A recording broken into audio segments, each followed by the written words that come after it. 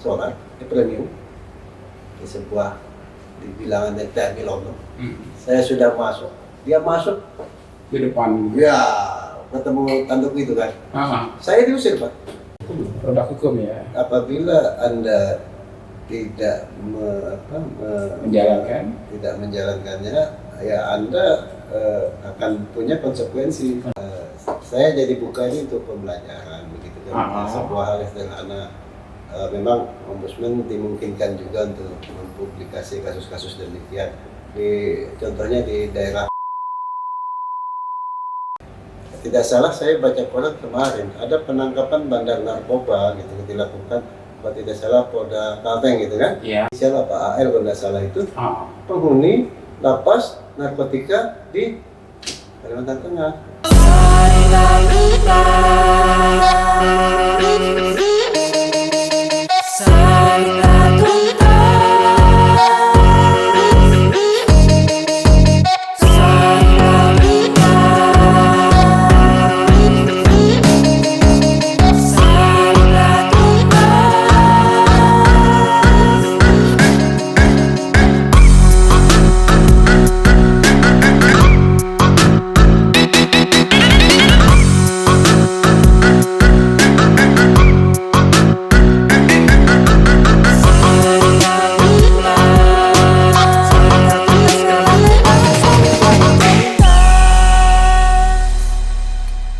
Sebenarnya saya menyapa, selamat datang Bang Birum. Ya, terima kasih. Izin, saya manggilnya Abang ya. Oke. Karena saya baca sedikit tentang Abang ya, kurang lebih lah usianya masih muda gitu nih Bang. Masih semangat muda. Oke, untuk lebih enaknya karena kita juga melalui protokol kesehatan yang ketat ya. Kita juga jaga jarak, kita sudah siapkan semua protokol kesehatan yang diinginkan. Bisa Bang kita lepas masker kalau memang diinginkan. Saya sih agak-agak bebas gitu, biar lebih enak saja senyumnya gitu kan. Iya. Oke. Bang Birum, ini aslinya orang mana sih Bang ya Bang? Asli. saya paling bingung kalau orang nanya begitu. Oh gitu ya. Iya. Memang kalau saya ngaku Jawa itu kan, orang Jawa nggak ngakuin saya tuh. Tapi kalau saya ngaku orang Banjarmasin, nama saya Jawa sekali. Jawa sekali. Iya benar. Tapi kental di Banjarmasin Bang ya. Betul. Memang saya itu kan kelahirannya di Cepu, Jawa Tengah. Jawa Tengah Cepu. Tapi orang tua saya laki-laki itu ada daerah Surabaya. Surabaya. Nah, ibu saya daerah Banjarmasin. Oh Banjarmasin. Saya lahir di Jawa Tengah. Oh. Hidup saya itu ya Jawa Tengah Banjarmasin ya, antara itu ya. 70% di Kalimantan. Ya sama, saya juga gitu Pak. Bapak itu Pangkalan Bun. Ya Pangkalan Bun kan identik dengan Banjarnya. Iya betul. Nah ibu juga ini di Berabai Kalimantan Selatan. Nah ya. Itu kan, jadi kadang-kadang ngaku orang Banjar oke, ngaku orang Banjar oke kan, memang seperti itu. Tapi kalau aslinya ya seperti itu, dua itu gitu. Sama seperti Abang juga ngaku orang Jawa tapi orang Jawa kadang-kadang nggak bisa terima. Biasanya seperti itu Bang. Oke. Bang. Ya. Jadi kan ini bahwa Bang ini campuran ya, 70% terus sekarang mengabdi di Kalimantan Tengah ya. Sudah berapa lama sih Bang di Kalimantan Tengah ini? Saya kalau sejarah di Kalimantan, dulu kan asalnya kami pertama ke Kalimantan Selatan itu. Saya. Tahun 78, saya sudah tinggal di Kalimantan. Oh 78, waduh. 78 sejak saya Jadi dari kelahiran sampai sekarang tuh lebih banyak yang di Kalimantannya ya. Numpang lahir saja mungkin di Jepungnya sana ya. Jadi ceritanya tuh panjang kan. Orang tua saya itu kan pekerjaannya penuntut pindah-pindah. Oh iya. Di PT Pos dulu kan. Oh iya PT Pos ya. Jadi lahir di Cepu benar, lalu ke Mataram, lalu ke Denpasar, Banjarbaru, balik ke Indramayu, balik lagi Banjarbaru, nggak sampai sekarang di Kalimantan. Jadi kalau dihitung-hitung usia mungkin 50 ini di Jawa cuma 5 tahun. 5 tahun di Jawa ya. Betul. Sisanya 45 di luar. Lama di perjalanan. Oke Bang, ini kan kita masyarakat Kalimantan Tengah, khususnya itu sebenarnya penasaran sih sebenarnya ya dengan apa yang sering mereka hadapi gitu kan terhadap sebuah pelayanan. Nah, setahu saya sih nggak tahu banyak sebenarnya. Nah saya tuh pengen mengupas dengan abang nih, Ombudsman RI, perwakilan Kalimantan. Sebenarnya Ombudsman itu sendiri apa sih bang? Banyak pendapat ya terkait ombudsman itu. Sebetulnya kalau dari sisi sejarah itu kan, dari sisi sejarah itu kan berasal dari negara-negara Skandinavia, negara paling berbahagia di dunia. Negara paling berbahagia itu Skandinavia. Iya betul. Ada seperti Finlandia, Swedia gitu dan lain-lain. Nah, memang dari sana asalnya gitu kan. Saya tidak tahu persis sejarah detailnya, tapi pada intinya asal muasal wakil raja untuk melihat perilaku pembantu-pembantunya, itu muncullah sebutan ombudsman itu. Ombudsman. Kalau bahasa lainnya wakil rakyat. Okay. Gitu, ya. Apa bisa disamakan dengan parlemen sekarang itu, Bang? Bukan, dia beda posisinya itu Beda ya. Beda dia seperti ya kaki tangan penguasa untuk melihat bagaimana pembantu-pembantu dia memberikan layanan kepada masyarakat. Jadi memang adanya ombudsman waktu itu memang diperlukan oleh penguasa untuk mengontrol pelayanan bawahan-bawahannya gitu ya. Semacam itulah. Jadi gitu ya. Lalu diadopsi konsep demikian itu kan, sehingga tapi ada istimewanya. Kita itu kan kalau di ombudsman itu lebih kepada sisi membawa pengaruh gitu kan, mahkamah pengaruh. Jadi tidak ada di ombudsman itu memberi sanksi, itu tidak ada. Tidak ada sanksi di ombudsman. Tidak ada sanksi. Kita memberikan saran, tindakan korektif, rekomendasi kepada penyelenggara untuk memperbaiki sikap pelayanan, proses pelayanan, produk kebijakannya itu berupa saran, tindakan korektif atau rekomendasi. Di ombudsman sendiri bang, yang khususnya perwakilan Kalimantan Tengah, dulu kan saya sempat mendengar itu ada 2 ombudsman ya di Palangkaraya waktu itu ya, di Kalimantan Tengah. Waktu itu ada 2 rasanya. Waktu itu mohon maaf, waktu itu ada Bang Hendra Wijaya kalau nggak salah. Hendra Wijaya ya, ombudsman juga. Terus ada Bang Toseng kalau nggak salah ya. Saya lupa juga, pokoknya waktu itu sempat ada 2 kayaknya itu. Nah itu kewenangannya di mana sih 2 lembaga ini bang? Kalau boleh saya beritahu, sebenarnya kan karena tadi kalau konsep pengawasan gitu kan. Pada masa itu pemerintah provinsi Kalimantan Tengah berinisiasi untuk menetapkan ombudsman di lingkup Pemda Provinsi Kalimantan Tengah. Jadi ruang lingkup mereka itu di seputaran pemerintah daerah Kalimantan Tengah ke bawah. Ya, jadi dia tidak ke pengawasan instansi vertikal dan lain-lain, tidak. Gitu ya. Memang ombudsman itu sebetulnya tidak bisa dibikin hak paten punya kami istilah ombudsman itu. Gitu. Tapi kalau di berdasarkan undang-undang kita kan ombudsman Republik Indonesia. Betul. Sehingga sebetulnya di praktek itu kalau tidak salah di daerah istimewa Yogyakarta masih ada 2 ya. Masih ada ya. Kalau di sini enggak bang ya. Nah, tidak tahu kalau misalnya ada instansi atau lembaga membuat ombudsman tersendiri mungkin saja. Kalau di situ dulu kan sempat ada 2 ya. Iya betul. Cuman waktu itu saya sempat juga nanya ke Bung Hendra, beliau bilang karena dia ada perwakilan RI sudah ada, maka yang pemerintah daerahnya diinikan katanya kan, dihapus lah bahasanya karena fungsinya sama terus untuk menghemat anggaran juga. Mungkin seperti itu.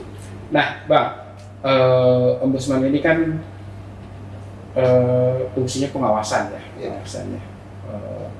Pengawasan pelayanan publik ya, terhadap penyelenggaraan, fungsi terhadap penyelenggaraannya ya. Pengawasan penyelenggaraan pelayanan publik yang diselenggarakan penyelenggara layanan itu kan. Penyelenggara layanan. Ini penyelenggara layanannya itu yang dilakukan oleh pemerintah atau pihak swasta juga, Pak? Sebetulnya jawabannya ya dan tidak gitu kan. Artinya penyelenggara layanan publik ini bisa penyelenggara negara, gitu kan, kalau berdasarkan undang-undang ini. Bisa penyelenggara pemerintahan, bisa juga kelompok swasta, bisa juga perorangan yang diamanahi untuk memberikan pelayanan publik oleh pemerintah, oleh negara tentunya dibiayai. Sebagian bisa seluruhnya oleh APBN atau APBD. Apabila dia menyangkut adanya masuk dana APBD atau APBN itu bisa sebagai ini ya masuk ranah pengawasan. Termasuk ya itu juga badan usaha milik negara, badan hukum milik negara, ataupun badan usaha milik daerah itu atau fungsi layanan. Nah, di Ombudsman RI sendiri yang perwakilan Kalimantan Tengah personilnya berapa sih Bang? Apakah kalau kayak KPU ya Bang ya? KPU itu kan ada 5 anggota nih. Ya. Nah sekarang Ombudsman ini itu berapa orang di sini? Terus tenaga teknisnya tuh gimana gitu? Kalau kami itu strukturnya itu ada Ombudsman RI gitu kan. Kami bukan satuan kerja, kami perwakilan. Jadi kami itu bagian unit kerja dari Ombudsman Republik Indonesia. Sehingga di sini dikomandoi atau diampu oleh satu kepala perwakilan. Ya, lalu fungsi-fungsi ke bawahnya itu kita punya asisten bidang PPL, menerima, memverifikasi laporan yang masuk itu. Lalu bagian pemeriksaan laporan ada.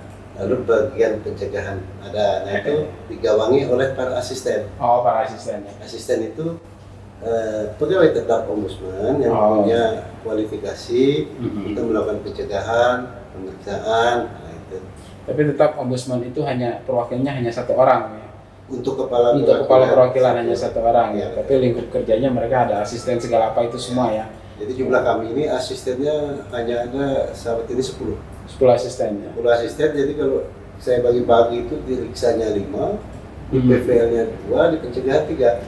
Gitu ya. Dan kami didukung oleh ASN untuk sekretariat. Iya, ASN-nya ya. Ada 4 orang. Lalu tenaga pendukung itu 1, 2, 5, 6. Jadi total 21. Kalau untuk ini Bang, untuk masa bakti Ombudsman itu sendiri berapa tahun Bang? Untuk saya selaku kepala perwakilan dibatasi 5 tahun. 5 tahun. Bisa dipercaya kembali apabila nanti menurut pimpinan dievaluasi masih layak. Apabila dianggap tidak layak ya ada seleksi lagi. Akan rekrut. Rekrut gitu ya. Beda dengan asisten, kalau ada asisten itu pegawai tetap. Gitu ya. Karir fungsional ya. Oke, Bang. Selama ini sudah berapa tahun Abang di Ombudsman? Saya ini sebetulnya masih muda di Ombudsman. Saya baru 1,5 tahun. 1,5 tahun ya? 2020 ya, awal 2020. Nah, selama Abang di Ombudsman ini apa sih yang Abang rasakan? Selama setahun lebih inilah di Ombudsman ini, apa sih yang Abang rasakan selama bekerja di Ombudsman? Kan biasanya ini banyak suka dan dukanya juga nih, meskipun di awal ya kan masih lewat, karena ke depan masih ada 3,5 tahun lebih lah yang akan Abang jalani nantinya ya kan. Saya sebetulnya tidak terpikir suka duka gitu ya kan. Nah, artinya yang menjadi duka saya itu adalah ketika target yang ada di rencana pikiran saya ini sulit terwujud. Gitu. Nah itu menjadi rasa duka. Penasaran tersendiri ya. Iya, saya mungkin sebagian orang bilang terlalu serius hidup saya terlalu. Jadi saya berpikir begini. Kalau ombudsman itu sendiri kan sebetulnya targetnya itu adalah pelayanan publik yang diberikan kepada masyarakat itu prima. Iya, prima. Ya, namun pada indikator kinerja yang saya harus bertanggung jawabkan, ada indikator kinerja itu terkait misalnya jumlah laporan yang harus kami selesaikan, jumlah laporan yang masuk. Padahal itu berkait erat dengan kemauan, antusiasme masyarakat untuk melapor atau tidak. Iya.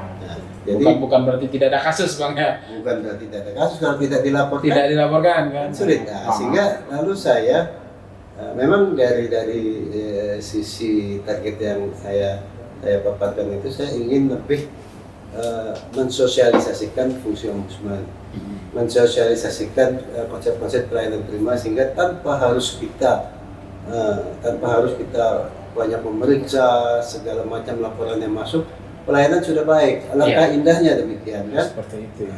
Namun pada kenyataannya begitu kan tidak demikian. Dan masyarakat masih ada di luar sana yang bicara mengeluhkan tentang pelayanan publik. Sayangnya saya bingung juga apakah mereka. Nah ini saya terima kasih nih sama Sarita Tuntas ini mengangkat pembicaraan temanya nih terkait ombudsman ini. Tentunya akan menjadi sebuah publikasi bagi kami untuk mengenalkan fungsi nih kan. Itu yang konsep saling menguntungkan. Ya, karena kan kita di Sarita Tuntas ini yang pertama kita bertujuan itu mengangkat sebuah cerita, sebuah konsep itu, tapi sampai pada akhirnya itu bisa dituntaskan. Iya, gitu kan. Jangan hanya sekedar lip service misalnya ini.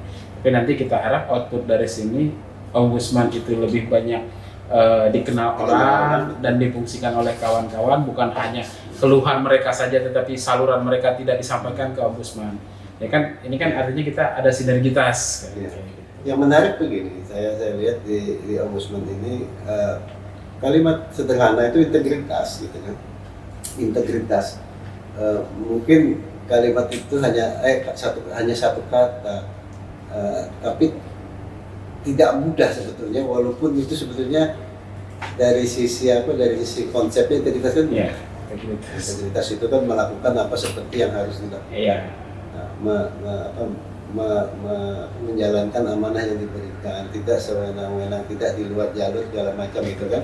Artinya melakukan apa yang harus dilakukan. Dan di ombudsman itu saya lihat itu masih insya Allah terjaga. Gitu kan? Masih insya Allah terjaga. Saya berjanji, makanya saya kepada jajaran insan ombudsman Kalteng saya selalu katakan, dari sisi jumlah laporan kita rendah mungkin, dari sisi pengenalan kepada masyarakat kurang, namun dalam tanda kutip saya bilang kualitas pelayanan kita, saya bilang integritas kita harus kita tampilkan.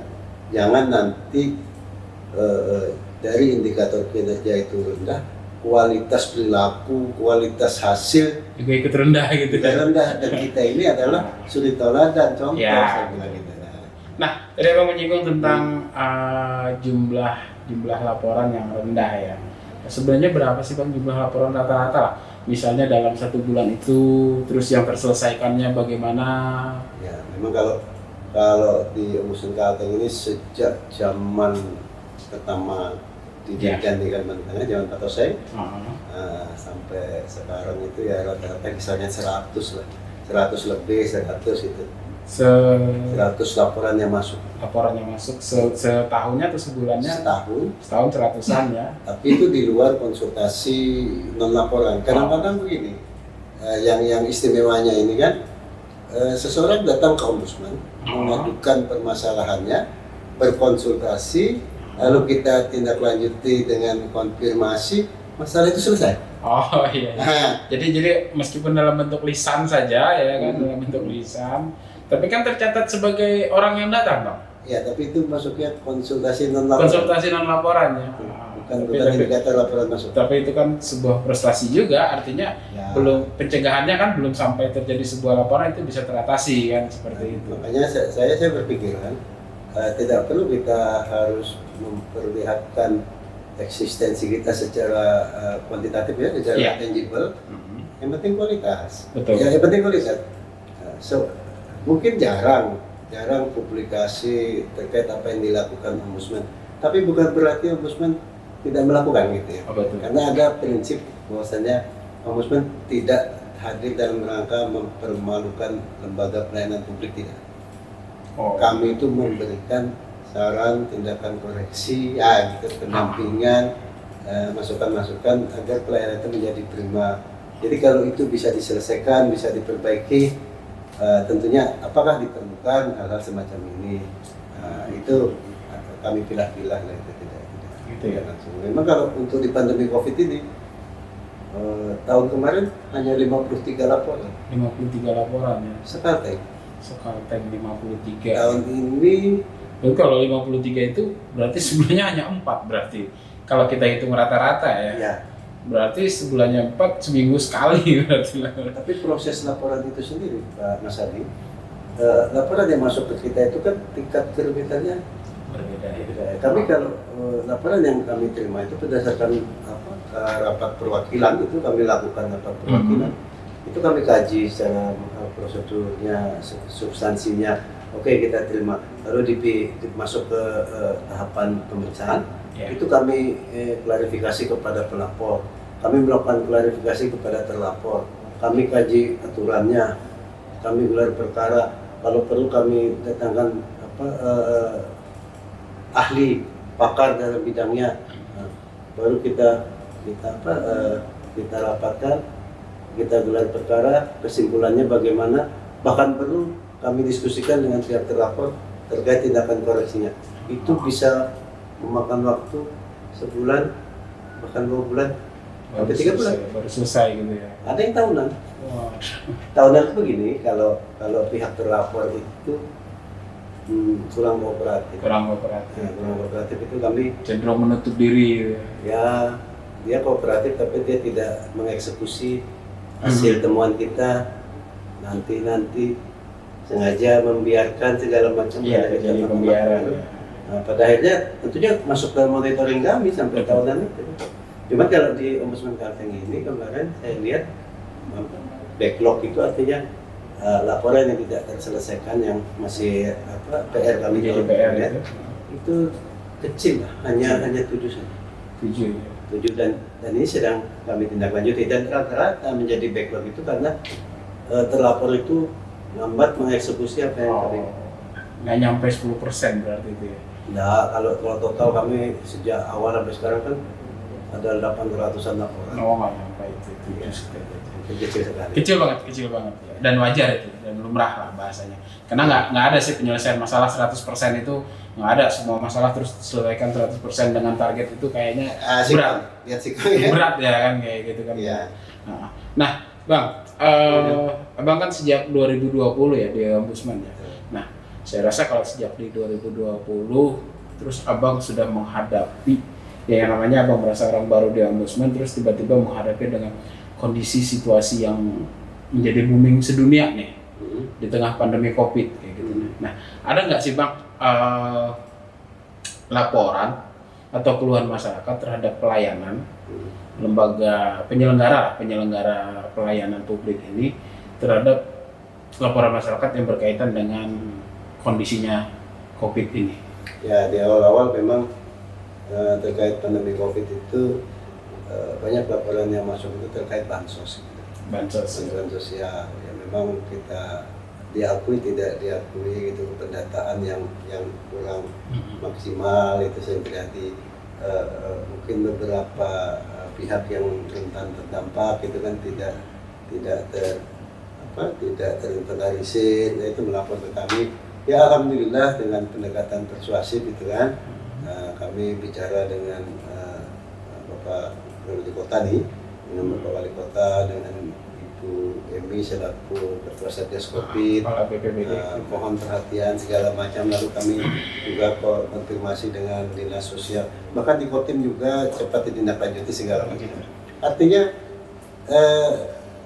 sejauh ini ya kalau saya sih sangka baik saja terkait pengaturan di pengendalian di pandemi COVID ini. Memang tidak sempurna 100% benar. Betul. Tapi apakah ini memang disengaja untuk tidak sempurna? Saya rasa ya saya tidak sampai ke sana. Artinya keterbatasan.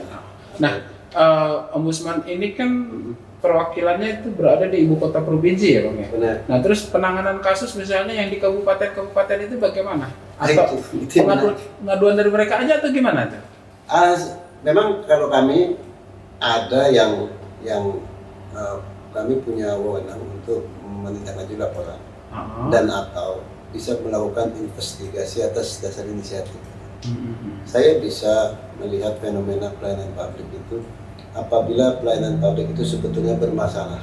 Betul. banyak dikeluhkan masyarakat, tapi tidak ada yang lapor dan ombudsman mengetahuinya dari media, dari LSM, dari masyarakat. Lalu kami kaji jelas-jelas potensi malnya itu besar kali. Artinya kalau saya menetapkan ini investigasi inisiatif, saya harus berkeyakinan kesimpulannya ada mal. Oh gitu ya. Jangan sampai nanti inisiatif saya Keliru gitu. melakukan pemeriksaan, kesimpulan tidak ada mal. Nah, itu. Sehingga kami perlu didukung oleh data-data dari luar. Jadi bisa ombudsman sendiri melakukannya tanpa harus pengaduan oleh orang lain bisa.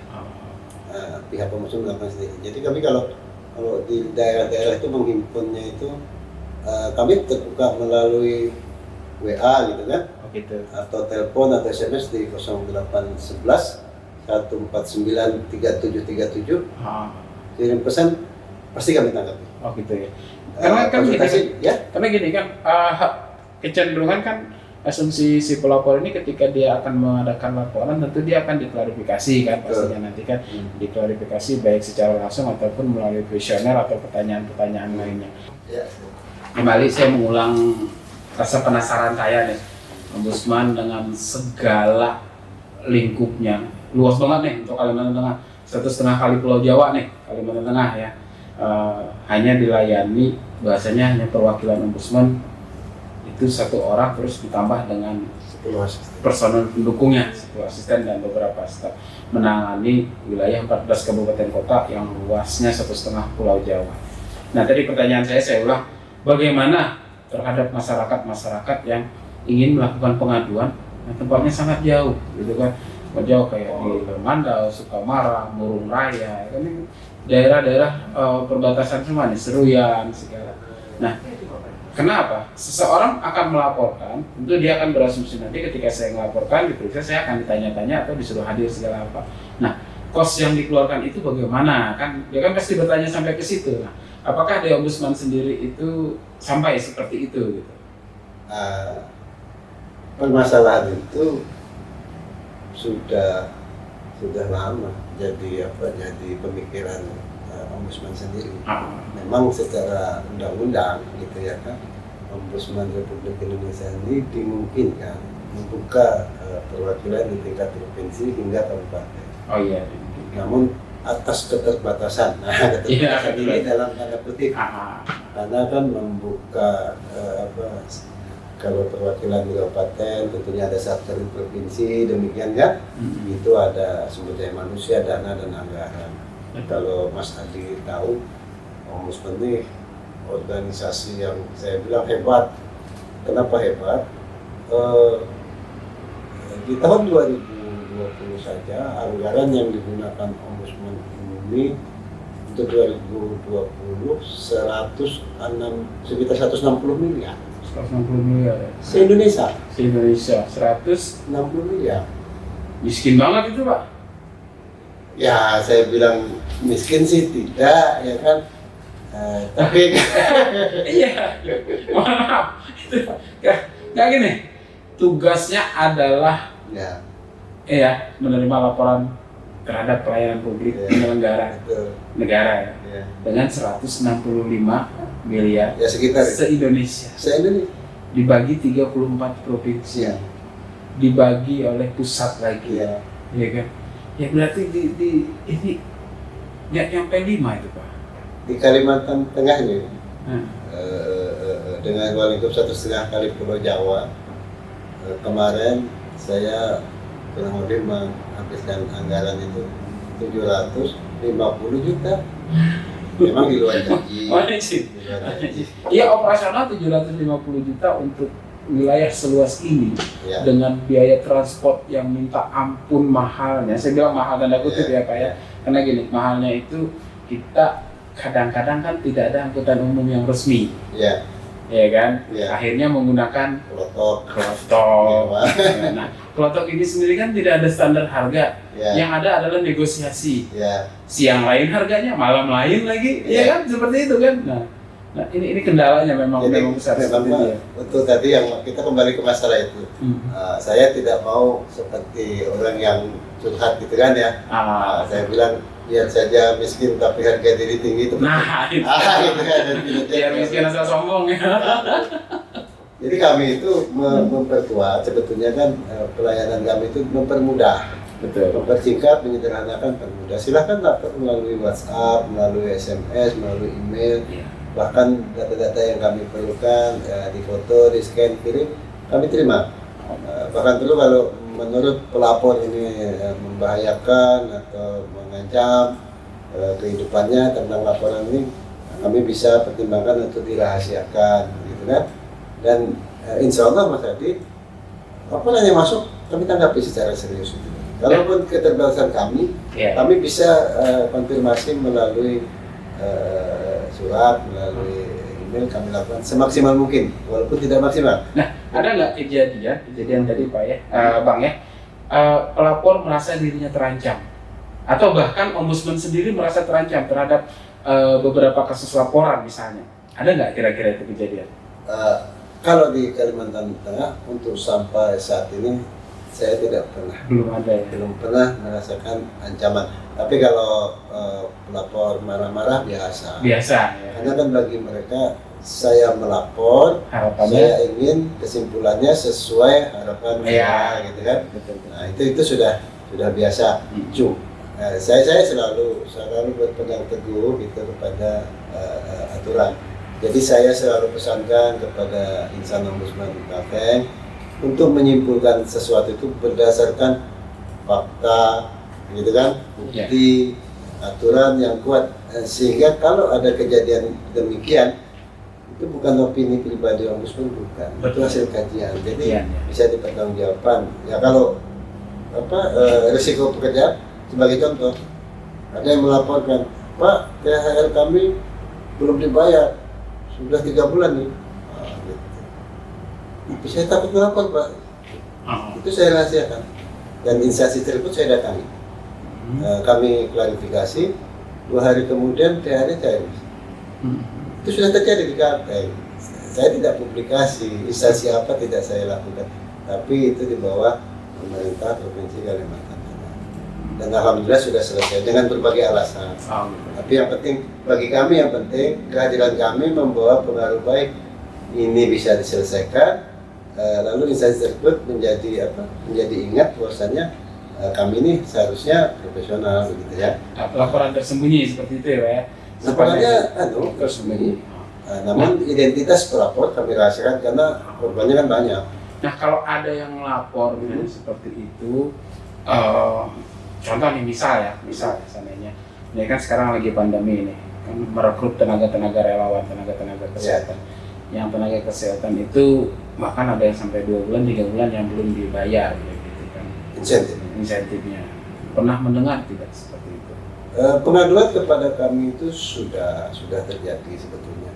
Ada tenaga kesehatan yang mengeluhkan misalnya insentif nakes di 2020 yang seharusnya bulan ini lambat sekali baru dibayarkan, yang tahun 2021 bahkan belum, gitu kan.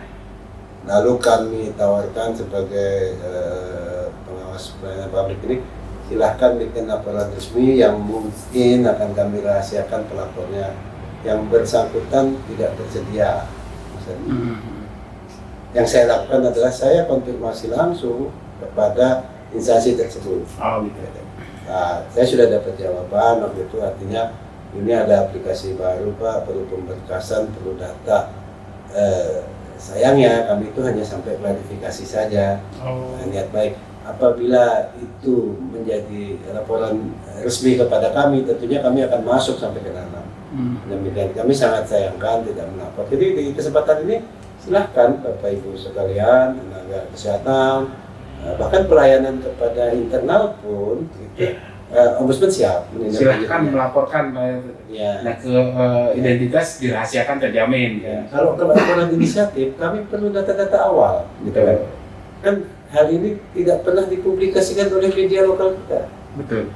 Dasar apa saya masuk coba? Keluhannya tidak ada, gitu kan. Nah, tapi barang itu ada, gitu kan. Nah itu dia. Tapi saya sudah secara persuasif sudah menghubungi langsung kepada pihak yang berkompeten. dan sudah mendapatkan jawaban gitu kan. Insya Allah akan dilaksanakan. Dan ini kan terbukti bahwasanya Bapak Mendagri itu kan menegur juga 19 provinsi kan Betul. terkait penyerapan dana itu. Nah, tadi Abang bilang ada beberapa kasus yang tidak terselesaikan. Terselesaikan ini dalam artian adalah tidak responnya pihak terlapor ya kan, terhadap rekomendasi dari ombudsman sendiri. Nah, misalnya nih, saya ini ngelapor nih pada perusahaan A, bukan perusahaan sih, lembaga A yang melakukan pelayanan publik. Saya tidak nyaman dengan pelayanannya, saya lapor. Terus ditangani oleh ombudsman, berkomunikasilah ombudsman dengan lembaga yang terlapor itu, lalu ada rekomendasi bahwa dia harus memperbaiki pelayanannya. Nah, terus saya merasakan ternyata itu tidak ada perubahan, hampir seperti itu terus. Saya lapor lagi, terus seperti itu lagi. Nah, ini terjadi berulang-ulang. Nah, dari segi waktu, tenaga, dan biaya kan saya mengalami kerugian. Nah, ada tidak sih kompensasi terhadap kerugian-kerugiannya itu yang bisa saya terima misalnya? Di ombudsman untuk saat ini belum ada ya. Tapi saya mau luruskan sedikit terkait bahasa rekomendasi. Rekomendasi itu bagi ombudsman itu tingkatan yang paling tinggi, paling final. Iya. Kalau di level kami perwakilan ini baru levelnya saran tindakan korektif saja. Oh, saran tindakan korektif. Memang orang luar sering mengatakannya rekomendasi. Iya, betul. Ya, lebih mudah bahasanya. Ya, saran tindakan korektif ya rekomendasi sebetulnya kan, tapi bukan gitu kalau di ombudsman. Jadi di ombudsman sendiri kan dimungkinkan ada adjudikasi segala macam, tapi aturan pendukungnya belum ada, belum pernah dilakukan itu terkait ganti rugi atas kelalaian pelayanan publik. Karena gini, tadi bahwa di tingkat perwakilan hanya bisa disebut sebagai saran korektif ya kan. Nah, dan kan asumsi masyarakat, asumsi orang kan kalau hanya sekedar saran ini kan kadang-kadang susah kayak gitu kan penekanannya gitu. Tapi saran tindakan korektif itu produk hukum. Produk hukum ya. Apabila Anda tidak menjalankannya, ya Anda akan punya konsekuensi. Artinya kalau misalnya terlapor tidak mau melakukan, atasannya tidak mau membina bawahannya, atasan di atasnya wajib membinanya.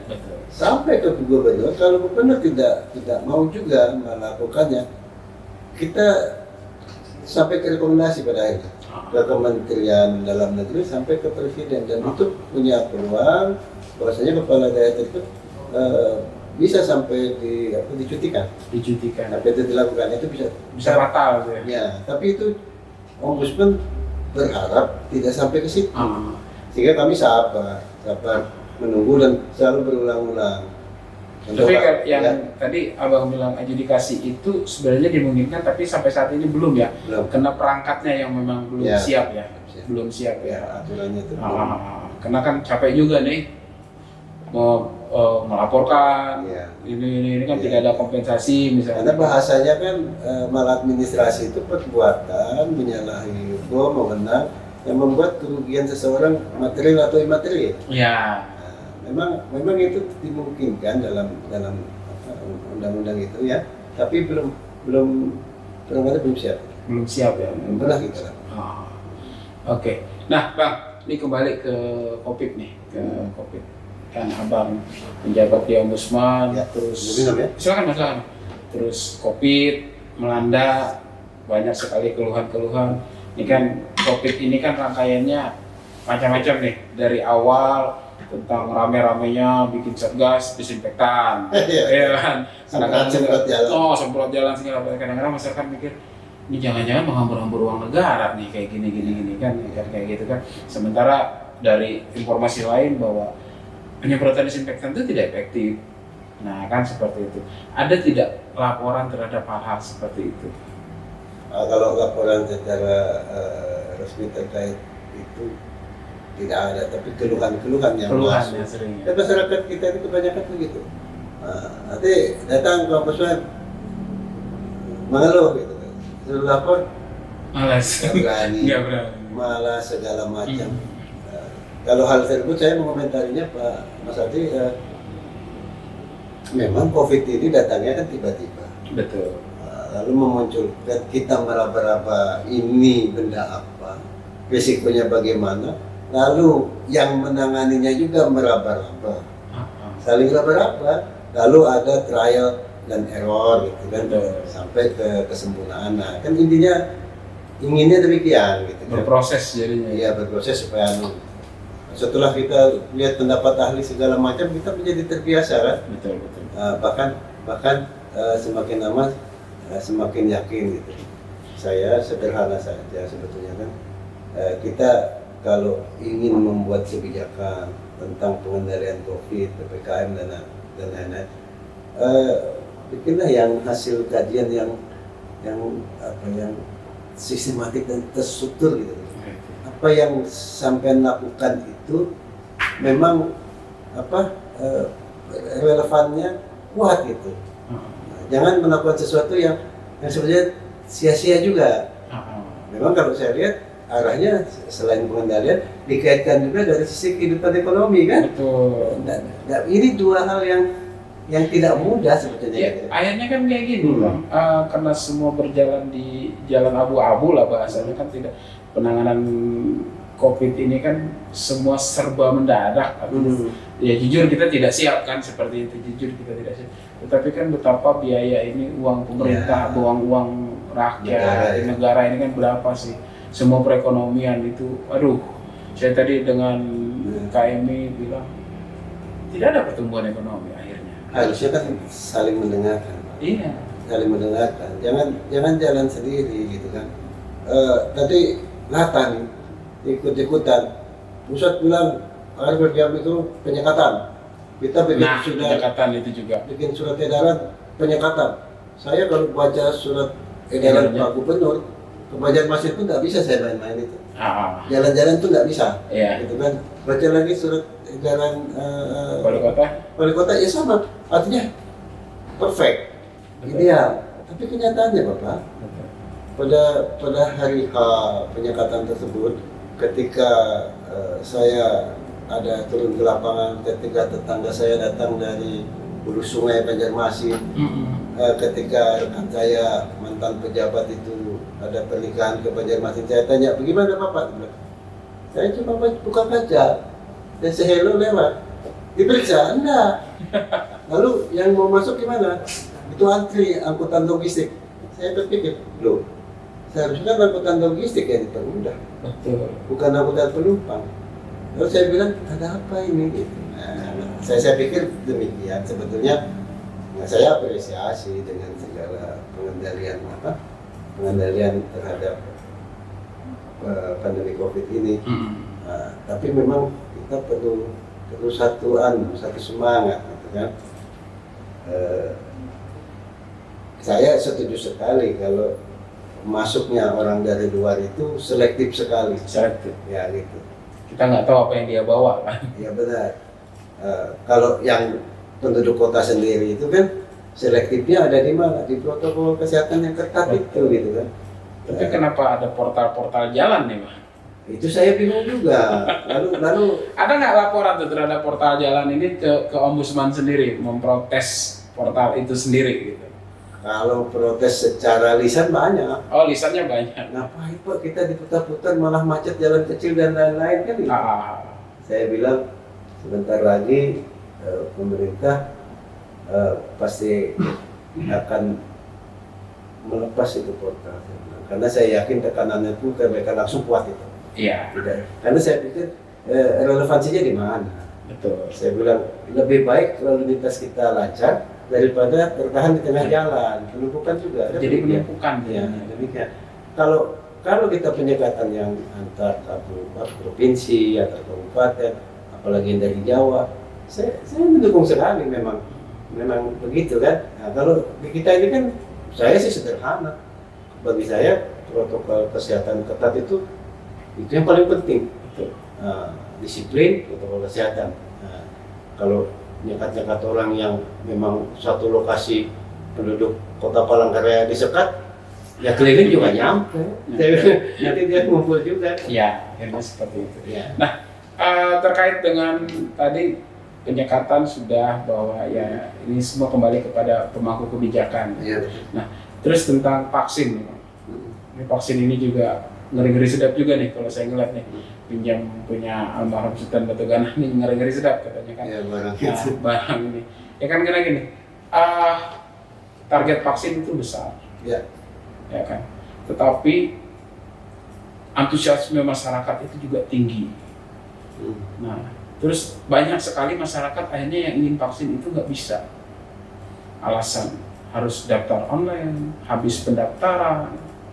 Kan akhirnya terjadi penumpukan juga. Beberapa saya sering ya pagi itu saya sering jalan ya kayak di Mantike, vaksin dimulai jam 7, jam 5 orang sudah antri, jam 6 sudah habis formulir segala apa. Nah, itu ada nggak laporan-laporan seperti itu ke ini sendiri, ke Ombudsman sendiri? Penanganannya itu bagaimana? Kalau laporan resmi lagi-lagi tidak ada. Tidak ada ya? Tapi kalau Keluhan semua aja yang ada ya? keluhan yang memang tetangga kita alami, bahkan anak angkat saya alami, gitu kan. Hari ini tadi pergi vaksin tapi Iya. tidak ada, gitu kan. Nah, itu memang terjadi, gitu kan. Nah, cuman yang perlu kita ketahui masalah vaksin ini kan, di awal pemerintah itu bingung dengan penolakan, demikian kan, dengan penolakan. Lalu banyak treatment yang dilakukan. Pada akhirnya setelah masyarakat merasa vaksin ini sangat penting karena ancaman administrasi, Iya. ataukah karena sadar bahwasanya ini untuk Nah itu yang jadi kesehatan. tanda tanya itu. Nah, itu silakan. Karena syarat atau karena peduli kesehatan kan itu yang Dua hal yang susah tuh. kayaknya kita masih seperti anak TK yang kalau sembahyang itu harus dipukul pantatnya. Ya. Demikian. Sekarang antusiasme tinggi. Nah, lagi kembali kepada sistem kita.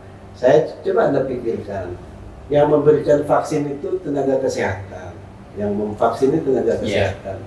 Tapi ada yang dilakukan oleh instansi yang bukan kesehatan, dilakukan oleh masih punya nakes. Nanti dilakukan misalnya instansi A gitu. Pertanyaan saya, yang nyuntik nakes bukan? Orang dinas kesehatan bukan? Kenapa ada satu pintu saja? Kok lucu? Lucu kita ini, gitu kan? Seharusnya kan jajaran kesehatan yang melakukan, hanya tempatnya saja. Kan kalau bahasanya sebuah instansi yang tidak ada pasukan kesehatannya melakukan vaksin, yang repot siapa? Tenaga kesehatan juga. Dananya dari mana? Dana COVID. Oke, ini Bang, ada satu video nih kita dapat nih video baru saja tadi pagi kalau nggak salah sih beritanya tentang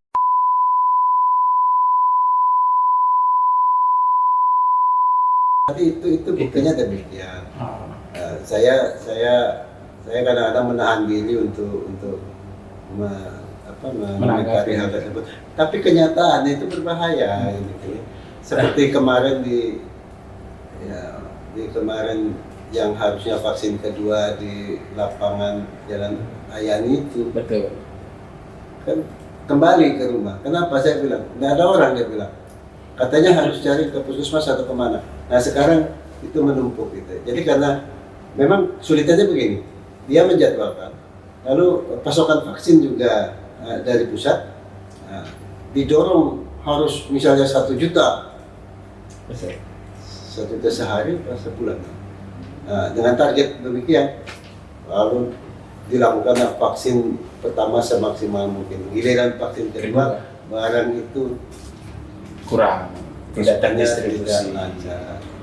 Ini kan Saya ada diskusi. berlaku PPKM, terus vaksin mau masuk gimana? Ya itulah, itu makanya saya kadang-kadang memang Satgas Covid memang harus berpikir keras untuk hal ini. Jangan sampai lah pengalaman kayak begini. Ini kan contoh kasus nih, gitu kan. Tapi kalau dibilang apakah hanya di Kalteng yang demikian? Tidak, kayaknya banyak. Tidak. Itu banyak terjadi di daerah lain. Saya dapat laporan dari beberapa rekan ombudsman di daerah-daerah lain, semua terjadi demikian. Nah, kalau yang seperti tadi itu Bang, yang video seperti itu kan jelas-jelas sebuah ini ya, pelanggaran pelayanan publik ya. Itu sebetulnya tidak profesional. Tidak profesional banget. Ya. Tidak terantisipasi jadinya. Ya. Artinya, tapi saya yakin banyak argumen di balik itu sampai terjadi karena faktor itu. Makanya saya nggak akan sujon lah ya. Nggak akan sujon. Cuma pesan kita untuk pemerintah agar lebih berhati-hati lah melakukan itu gitu kan. Jangan kita memaksakan diri target sekian lalu pengaturan protokol kesehatan menjadi hal yang nomor 2 gitu kan. Perencanaannya harus lebih matang lagi gitu. Ya, karena alasannya gampang, ditekan dari pusat. Iya. Harus sekian. Lalu gubernur menekan kepada kepala daerah lainnya harus sekian. Kepala daerah menekan kepada Satgas Covid harus sekian. Yang terjadi adalah obral vaksin di mana-mana. Pada saat kedua barangnya tidak ada lalu penumpukan. Ya, semacam itu mungkin bisa saja terjadi. Ya, karena saya lihat setiap ini ya ada informasi ini jadwal vaksin, tapi semua dosis 2. Ya. Terus ada dosis 1. Nah ini yang terjadi penumpukan di dosis 1. Sementara masyarakat sendiri untuk vaksin ini ya ada 2 tadi kita bilang ya. Benar-benar karena kesadaran kesehatan atau karena ada alasan lain, tekanan lain kan seperti itu. Ancaman administrasi. Ya oke, Bang Birum. Iya. Sebagai kepala perwakilan ya Ombudsman RI perwakilan Kalimantan Tengah, bahwa Ombudsman adalah pengawas dari penyelenggaraan pelayanan publik yang dilakukan oleh yang ditugaskan oleh negara macam-macam kan, namanya baik instansi atau lembaga BUMN atau BUMD yang sifatnya berkaitan dengan keuangan negara. Nah, selama ini saya ini lagi sedikit bertanya nih, apakah pelayanan publik ini rata-rata setelah Ombudsman menyampaikan saran konkret ya, saran konkret itu kepada lembaga yang terlapor itu sepenuhnya ditindaklanjuti, ditaati atau bagaimana? Sebenarnya untuk hal-hal tertentu ada yang kooperatifnya cukup tinggi ya. Ada ya. Kalau perizinan itu agak mudah gitu kan. Tapi saya lihat juga kalau ada dalam tanda kutip itu beban di belakangnya, itu biasanya menjadi sulit. Menjadi sulit dan secara diskusi kooperatif, eksekusinya tidak ada eksekusi. Tidak kooperatif sama sekali. Tidak kooperatif sama sekali. Nah, itu sampai berapa lama itu sampai sebuah saran konkret ini tidak terlaksana oleh si terlapor ini? Ya sebetulnya jelek untuk kinerja kami ya kan. Ya. Tidak selesai kan. Yang seharusnya sederhana 3 bulan selesai gitu. Nah, ini sampai setahun, tapi 1,5 tahun. Bahkan ada yang sekarang belum selesai sama sekali ya gitu. Ada. Di daerah mana itu? Ya ini saya jadi buka ini untuk pembelajaran begitu kan. Sebuah hal yang sederhana. Memang Ombudsman dimungkinkan juga untuk mempublikasi kasus-kasus demikian. Contohnya di daerah ada dulu aduan masyarakat terkait penutupan jalan akibat pembangunan pasar. Pembangunan pasar ya? Ya, pasar semi modern lah ya. Iya. Karena pasar itu dengan bangunan yang lumayan lah. Itu instansi pemerintah ya yang ininya ya? Setelah beberapa kali masyarakat itu mengadu karena jalan itu ditutup gitu kan, dan mematikan usaha mereka di belakang sama dengan transportasi menjadi susah, mereka mengadu ke Pemda gitu kan, melalui LSM segala macam sampai korban biaya juga. Tapi Pemdanya tidak menindaklanjuti gitu. Ya. Lalu laporan itu menjadi tanggung jawab saya ketika saya masuk. Dan sampai sekarang realisasi pengembalian fungsi jalan itu baru sekedar dibuka tapi belum 100% dilaksanakan. Belum fungsional 100% ya. Kami sudah berkali-kali tidak bosan mengingatkan kepada Bapak Kotim.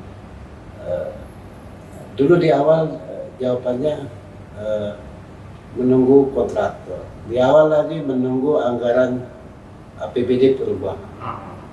Di 2021 kami kembali tanyakan anggarannya masih terserap untuk anggaran COVID dan lain-lain. Saya jadi bingung gitu, ada apa di belakang ini begitu kan gitu. Nah, itu sampai sekarang belum selesai ya permasalahannya itu ya. Saran konstruktifnya belum selesai menurut Ombudsman sendiri ya. Tidak terselesaikan sepenuhnya gitu ya. Sampai sekarang belum kami tutup laporan itu. Belum ditutup laporan itu, dianggap masih akan terus berlanjut ya. Nah, seandainya ini akan terus seperti ini saja, artinya tidak ditanggapi dengan serius oleh pemerintahan setempat. Lalu apa upaya Ombudsman nih untuk bahasanya lebih greget lah? Apa yang bisa diperbuat Ombudsman setelah ini? Gitu? Ya, salah satunya mempublikasikan seperti ini, Pak. Mempublikasikan. Ya, kita publikasikan agar masyarakat tahu kurang kooperatifnya pemerintah kabupaten dalam rangka melaksanakan saran tindakan koreksi Ombudsman yang nyata-nyata itu kita ketahui bersama secara aturan, secara regulasi yang ada itu fungsi memang jalan, bukan pasar. Jadi kalau jalan Anda bangun fondasi, tiang, segala macam, itu kan sudah ada ketidaksinkronan di situ. Betul. Nah, itu kami temukan. Sehingga kalau kami masih bersabar melakukan monitoring. Mas Adi bisa bayangkan berhitungan tahun kita memonitor satu kasus yang sederhana sedemikian itu kan. Tentunya nanti kalau tidak juga dilakukan ya kami akan limpahkan ke pusat sebagai bagian dari resolusi monitoring. Bukan tidak mungkin suatu saat itu bisa akan menjadi rekomendasi dan jadi pemerintah pusat akan kita minta untuk membina daerah yang melakukan hal ini. Jadi artinya bahwa permasalahan ini yang meresahkan masyarakat, yang membuat masyarakat susah akan terus dikawal sampai ada itikat baik dari pemerintah setempat. Betul. Memang Ombudsman demikian. Kerja kami akan tentunya dinilai minus gitu dalam kinerja kami apabila kami belum bisa memastikan saran tindakan korektif kami dilaksanakan sesuai laporan akhir hasil pemeriksaan yang kami lakukan, dan itu baru bisa kami tutup. Gitu ya. Dan sampai saat ini masyarakat di sekitar tentunya tidak perlu berkecil hati. Ombudsman tetap mengawal. Ya, tidak ada pembiaran bagi Ombudsman untuk semua kasus yang sudah dilaporkan. Nah, di kasus-kasus lain ada nggak yang hampir sama seperti ini? Ada. Ya di pertanahan ada. Di pertanahan. Di kasus pemilihan aparatur desa juga ada.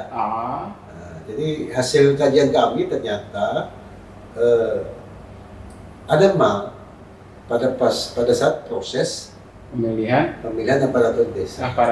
Lalu saran tindakan koreksinya itu adalah dilakukan proses pemilihan ulang. Tapi tidak dilaksanakan sampai sekarang ya. Atau gimana? Bahkan kepala desa yang bersangkutan itu mendatangi kantor Ombudsman untuk meminta agar dia tidak perlu melakukan itu. Tentunya tidak bisa demikian. Saya katakan kepada Kades bahwasanya selama cacat hukum bahasanya, kalau mal itu kan tentunya akan cacat hukum. Itu dipertahankan itu akan selalu ada masalah. Betul. Dan para pihak tentu akan masih tetap akan ada peluang untuk mempermasalahkan pengangkatan aparatur desa ini. Kami sarankan kemarin itu untuk pemilihan aparatur desa itu diulang kembali dengan aturan yang sudah Perkades yang ada, dijalankan seperti apa adanya. Tentang hasil pemilihannya, apakah terpilih lagi yang aparatur yang ada atau orang lain, kan itu pembantunya kepala desa. Tentunya hak prerogatif kepala desa juga untuk memilih. Tapi jangan sampai hal tersebut dengan melanggar aturan yang kepala desa itu sendiri buat dalam Perkades, dan itu tidak dilakukan sampai sekarang. Sampai saat ini apakah daerah hasil saran korektif dari Ombudsman sendiri itu menimbulkan gejolak tidak di masyarakat itu sendiri? Gitu? Kan ini Ombudsman menyampaikan saran korektif akan melakukan pemilihan ulang.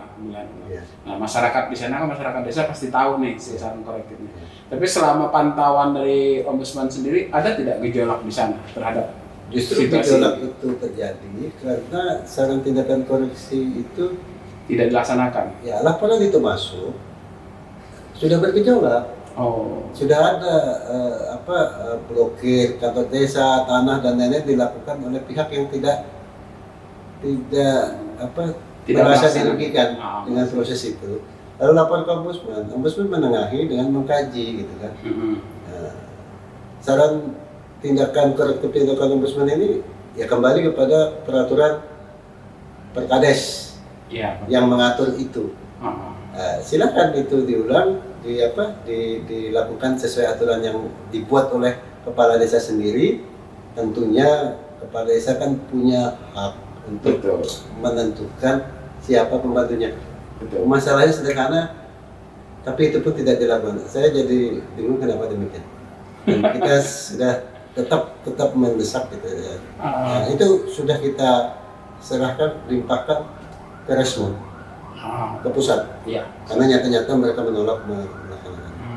Kalau yang pasar menggigit tidak menolak, tapi mengabaikan jadinya ya. Ya berlarut-larut. Iya kan berlarut berarti mengabaikan. Penundaan berlarut lah itu. Jatuhnya ke sana. Nah, terus mungkin ada kasus lain misalnya terhadap penyelenggara pemerintahan publik, layanan publik lainnya, misalnya gini nih, kasus-kasus yang ada tetapi sifatnya tuh kayak buram gitu Pak.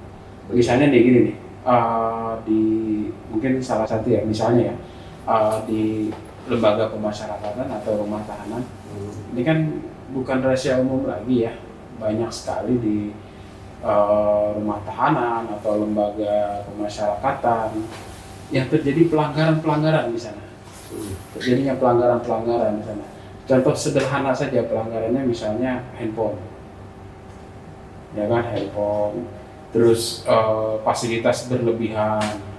Adanya dalam satu ruangan kamar tahanan itu ada hak eksklusif misalnya. Adanya terjadi transaksi sewa beli.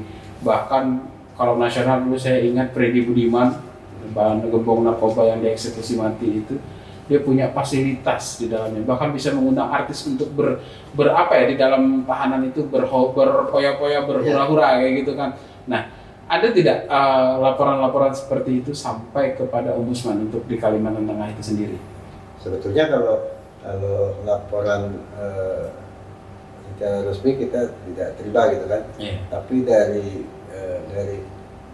perjalanan sejarah Ombudsman gitu, berkali-kali Ombudsman melakukan sidak ke lapas, termasuk dulu pimpinan Ombudsman pusat yang menemukan selnya Bapak Setia Novanto itu yang tidak layak itu. Saya masih ingat Ibu Dr. Nini Rahayu itu kan, yang melakukannya. Demikian pula mungkin di Kalimantan Tengah gitu kan. Saya sering berdiskusi dengan pihak lapas, rutan, bahkan Kanwil Kemenkumham sebagai pengampu, bahwasanya fenomena itu terlepas dari data yang ada atau tidak gitu kan, itu orang awam seperti Mas Adi tadi bicarakan masih menganggap itu ada, begitu kan? Nah, dan kemarin dikuatkan, gitu kan? Tentunya baca harian kan? Lokal itu. Karena gini, mohon izin Bang, menjelas sedikit. Saya sebagai orang awam, itu kan saya bermedia sosial nih, saya berteman dengan banyak orang. Nah, salah satunya yang berteman itu adalah orang-orang yang memang dalam warga binaan. Nah, kok dia bisa main Facebook, kasarnya nih kan, main media sosial, kan? Di dalam sana, orang menggunakan media sosial kan, berarti dia menggunakan handphone. Kalau laptop jelas nggak mungkin, terlalu besar kan. Nah, berarti kan dia menggunakan handphone. Nah, handphone ini kan bisa dipakai siapa saja di dalam dirinya. Nah, yang jadi pertanyaannya, kan handphone itu tidak dibenarkan di sana. Nah, kok bisa terjadi gitu? Nah, itulah itu salah satu fenomena yang bisa mengkaitkan kita kepada perlunya sebenarnya pembinaan itu dilakukan oleh pengampu di lapas dan rutan. Ya. Ini mungkin jadi perhatian serius ini untuk para Kanwil Menkumham di provinsi-provinsi untuk membina satuan kerja di bawahnya. Karena memang pada kenyataannya fenomena itu diakui oleh banyak masyarakat terjadi. Gitu kan. Kalau di Kalteng ini yang masih hangat sekali, yang masih hangat. Tidak salah saya baca koran kemarin ada penangkapan bandar narkoba gitu dilakukan, kalau tidak salah Polda Kalteng gitu kan. Iya. Ternyata dari hasil pemberitaan oleh media itu dikatakan bahwasanya pengendalinya itu inisial apa AL kalau tidak salah itu penghuni lapas narkotika di Kalimantan Tengah. Nah, jadi ada apa ini? Ya.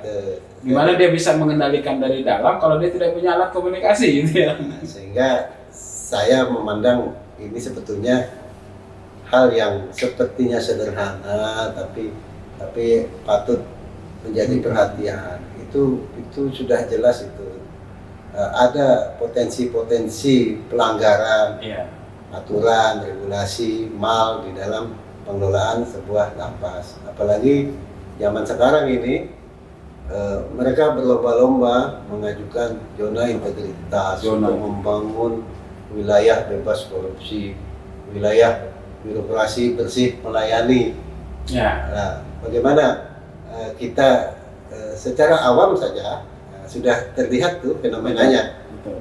Apalagi kalau kami yang diminta pendapat untuk memberikan penilaian kajian terhadap usulan tersebut.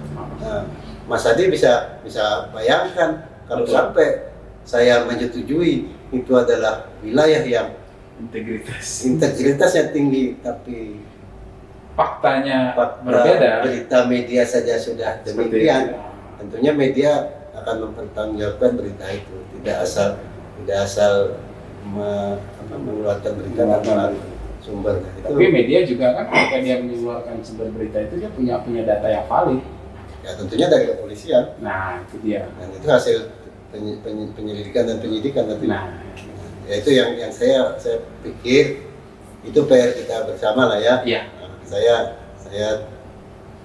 ya sedih juga, gitu kan? Sedih juga gitu. Nah, ini ada lagi satu fenomena mungkin pelayanan publik juga dari BUMN atau BND. Saya ngelihat SPBU nih. Ya. SPBU ini kan bagian dari rentetannya kalau kita ini kan dari BUMN nih, dari Pertamina misalnya ini kan. Di SPBU itu saya nggak tahu juga sih ada aturan apa tidak untuk para pelangsir segala apa. Tapi fenomenanya kalau kita di SPBU entah di luar Palangkaraya atau di Palangkaraya itu akan selalu ada pompa minyaknya itu yang khusus para pelangsir atau dengan seenaknya. Ini sementara dulu, seingat saya dulu ketika kita kelangkaan BBM itu tidak boleh menggunakan jerigen besar segala apa. Ini kadang-kadang saya menemukan gitu di beberapa SPBU bukan jerigen lagi, dia bawa satu pickup, jerigennya disusun penuh gitu. Nah ini kan penyalahgunaan jadinya nantinya. Bisa saja dia bawa hasil itu keluar untuk diapa kayak gitu kan. Ya sebenarnya ini kejadian pada saat ada disparitas harga ya kan. Ya. Sejak ada Pertalite itu kan mulai harga naik lalu solar industri dan lain sebagainya. Tapi pada kenyataannya sebetulnya SPBU itu secara aturan memang dilarang menjual pakai jerigen, maka untuk pelangsir itu dilarang. Nah. Sebetulnya ada ini menjadi perhatian unsur pembinanya itu tentunya dari pihak Pertamina. Sebagai saya tidak tahu nih, saya belum kaji nih pengawasan SPBU itu dipegang melalui lembaga apa oleh Pertamina di Kalimantan Tengah contohnya. Gitu. Karena saya pernah gini, saya antri malam di jalur itu kosong pompa bensinnya, tiba-tiba saya disuruh geser. Pak geser Pak sebelah katanya kan. Ini khusus untuk ini aja, mereka yang pakai jerigen. Ada aturan ya saya bilang sekarang yang khusus pakai jerigen. Kenapa nggak dibuat pasang aja besar-besar di situ khusus pelangsir kayak gitu kan? Nah itu terjadi. Nah, Akhirnya kita yang pakai kendaraan biasa itu antriannya panjang, yang pakai jerigen itu enak banget kayak gitu kan. Ya, bahkan saya secara pribadi ini di SPBU di Kalimantan Tengah nih, di kota Palangkaraya, saya pernah mengalami ketika saya mengisi sholat di premium di sebuah di bilangan TNI Lombok. Saya sudah masuk, dia masuk Di depan. ya ketemu tanduk itu kan. Saya diusir Pak. Kata dia antri ada segala macam. Jadi mereka mendahulukan apa? Pelangsir itu. Pelangsir. Jadi itu fenomena dulu ya kan. Tapi saya yakini itu masih terjadi dan kita secara kasat mata bisa melihat. Ya.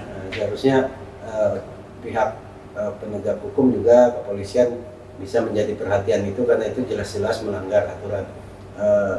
Apapun alasannya ya kan.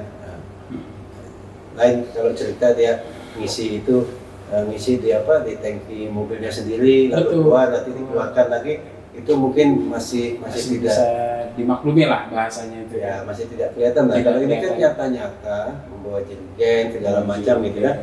Nah, tentunya menjadi perhatian kami juga gitu kan. Kami akan mungkin akan kami tindak lanjuti kepada otorita yang menjadi yang memiliki kewenangan tanah dari Pertamina untuk pengawasan operasional SPBU itu sendiri. Nah, untuk lembaga pengawasan Pak ya, lembaga pengawasan pelayanan publik dan sebagainya di Indonesia ini kan pengawasan itu kan ada 3 ya. Satu DPR ya sebagai legislasi, fungsi pengawasan, terus ombudsman, ketiga masyarakat.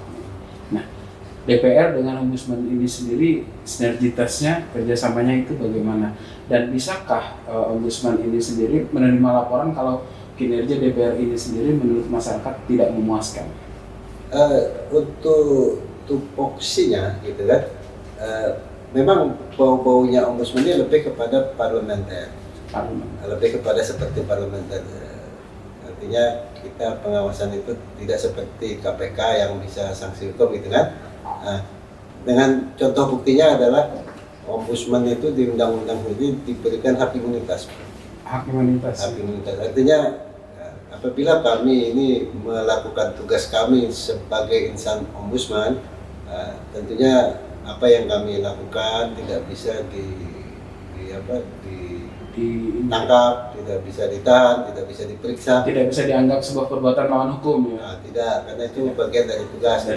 Dan biasanya hak-hak tersebut ada di parlemen. Nah, di ombudsman ada, di KPK sendiri tidak ada itu.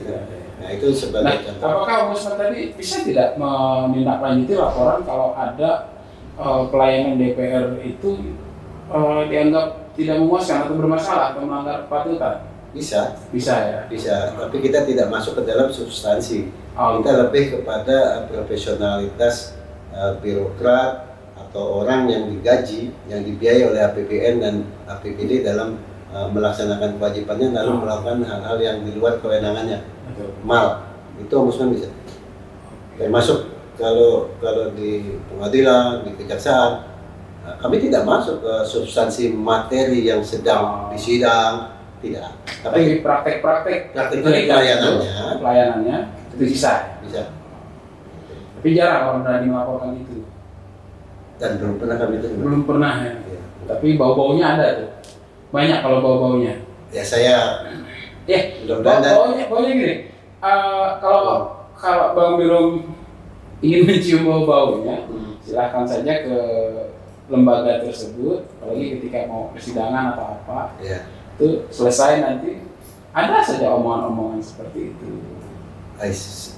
Kami malah menunggu ini kalau ada masyarakat ingin melapor, kami ingin membantu Bapak Kajati, Bapak Ketua Pengadilan Tinggi, Bapak Ketua Pengadilan Negeri, siapa tahu. Ya. Ada pelapor-pelapor tersebut, kami akan tentunya menjadi mitra mereka untuk. Biasanya kan seperti itu Pak. Di media-media sosial itu kan orang banyak curhat kayak gitu kan biasanya pasti. Dan nggak mungkin dong curhat hanya sekedar untuk mencari sensasi, tapi pasti berdasarkan pengalaman. Itu curhat yang tanpa dasar berbahaya. Nah itu dia. Kena IT nanti. Ketakutan mereka itu kan di sini tidak punya bukti segala apa kan. Itu susahnya. Nah oke. standar kepatutan sendiri untuk lembaga pelayanan publik itu apa sih Bang? Ya sebetulnya gini, di Undang-Undang Pelayanan Publik Nomor 25 Tahun 2009 itu kan jelas ada standar pelayanan publik yang harus dipatuhi gitu kan Ya. oleh lembaga-lembaga pemberi layanan. Nah, Ombudsman sendiri berkepentingan untuk melakukan penilaian. Kami melakukan survei kepatuhan terhadap standar pelayanan publik di Provinsi Kalimantan Tengah, meliputi 14 kabupaten kota dan Provinsi Kalimantan Tengah. Ya. Jadi instansi vertikal juga yang kami periksa dari survei ini adalah kepolisian dan pertanahan. Nah, kalau di Pemdanya itu pendidikan, kesehatan, dan perizinan tentunya dicapai juga dengan PTSP. Ya mudah-mudahan di akhir tahun ini kami akan rilis hasilnya.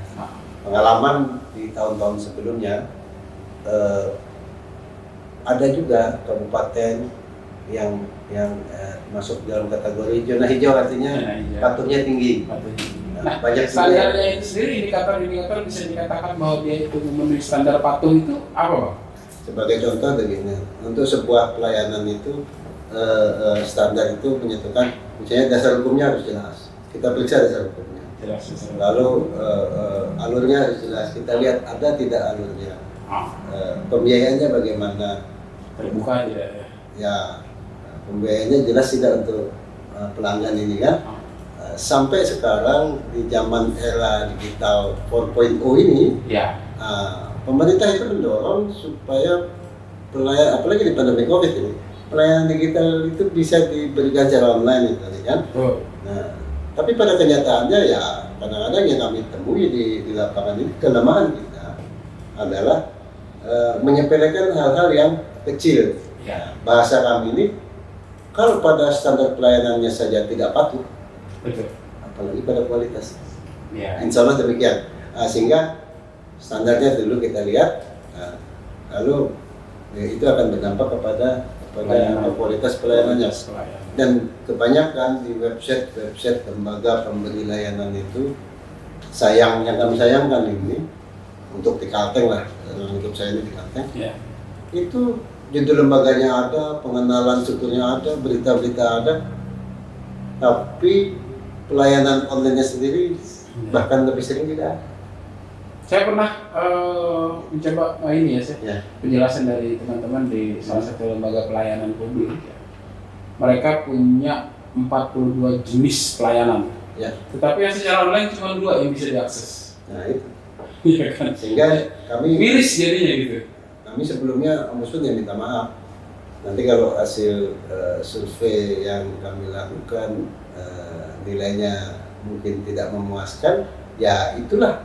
Tapi hal-hal yang seperti itu pelayanan online ini menurut Abang sendiri memang sengaja ya kan tidak ditingkatkan pelayanannya secara online seperti itu karena mungkin ada permainan ya bahasa kasarnya tuh ada calo di dalamnya untuk menyuburkan calo ataupun permainan kong-kali-kongnya atau gimana?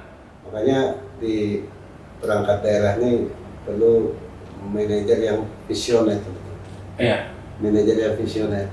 Kalau saya bilang anggaran tidak ada, tidak tepat juga. Betul. Yang lain bisa. Yang lain bisa.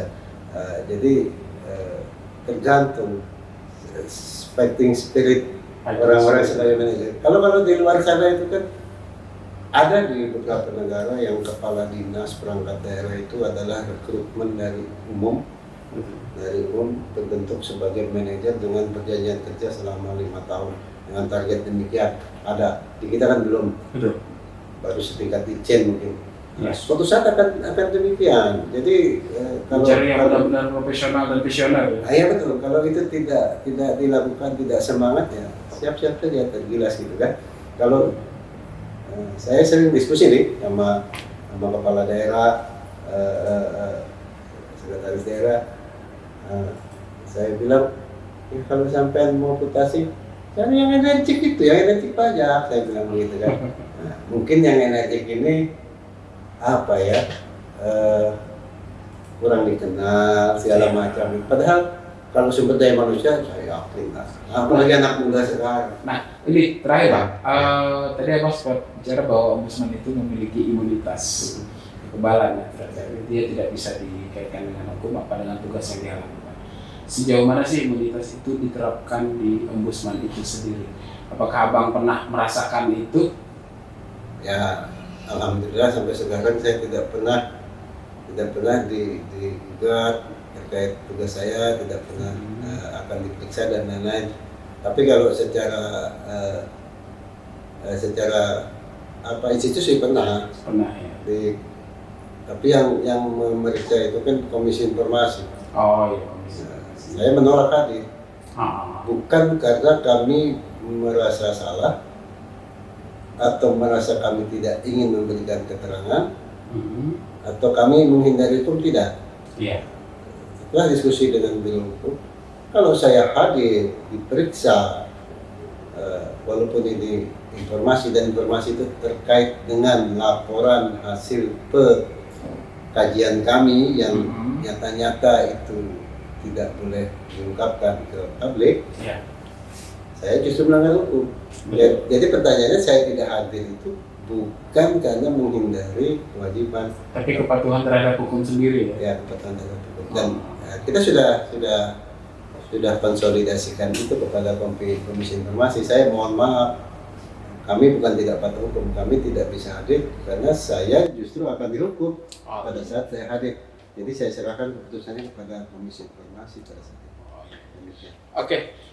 Bang Birum, saya pengen Bang menyampaikan closing statement, pandangan Abang terhadap masyarakat, terus ombudsman ini bagaimana perannya dan apa harapan ombudsman terhadap masyarakat Kalimantan Tengah. Karena kan tadi banyak masyarakat yang masih malu-malu untuk melaporkan segala ini. Padahal itu dipentingkan buat peningkatan kinerja pelayanan publik lembaga. Oke Pak, dipersilakan ya. Kalau bahasa kami ini, kami mengacu kepada slogan Ela Mika melapor. Gitu kan? Nah, artinya lapor saja kepada ombudsman kalau Anda merasakan pelayanan publik itu kurang diberikan secara profesional, diskriminasi dan lain-lain. Ombudsman tidak akan pandang bulu, tidak akan meminta biaya, dan akan mempermudah semua laporan yang masuk untuk kami tindak lanjuti sampai selesai.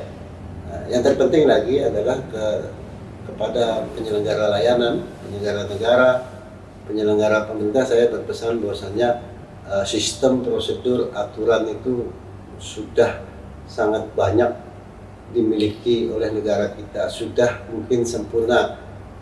Unsur paling utama ternyata adalah di balik prosedur, di balik tata laksana itu adalah itikat baik sumber daya manusia, gitu kan? Itikat baik dari diri kita untuk melakukan pekerjaan kita, kewajiban kita dengan berintegritas. Saya yakin dengan prosedur yang sederhana pun, gitu kan, dengan tata laksana yang sederhana pun, dengan biaya yang seminimal mungkin pun, kalau dibarengi dengan itikat untuk memberikan pelayanan yang maksimal, tidak ada yang tidak mungkin, dan itu menjadi prestasi besar yang akan dicapai oleh lembaga atau instansi tersebut. Saya harapkan demikian dari peran. Jadi saya harapkan saya tidak perlu meriksa lembaga-lembaga ini karena layanannya sudah baik. Nah, itu jauh lebih menyenangkan. Walaupun kinerja kami bisa jadi nol. Demikian. Oke, sahabat Sanitas Tuntas dimanapun Anda berada, demikian bincang kita tadi bersama Ombudsman Republik Indonesia perwakilan Kalimantan Tengah, Bang Birum. Saya biasa nyebutnya Bang Birum karena nama panjangnya itu saya adalah sulit. Terima kasih Bang atas waktu yang diberikannya kepada kami. Semoga ini menjadi pengayaan kita masyarakat Kalimantan Tengah. Intinya benar kata Bang Birum tadi, jangan takut untuk melapor. Saya Adi, bisa Tuntas. Terima kasih. Sana kayak pula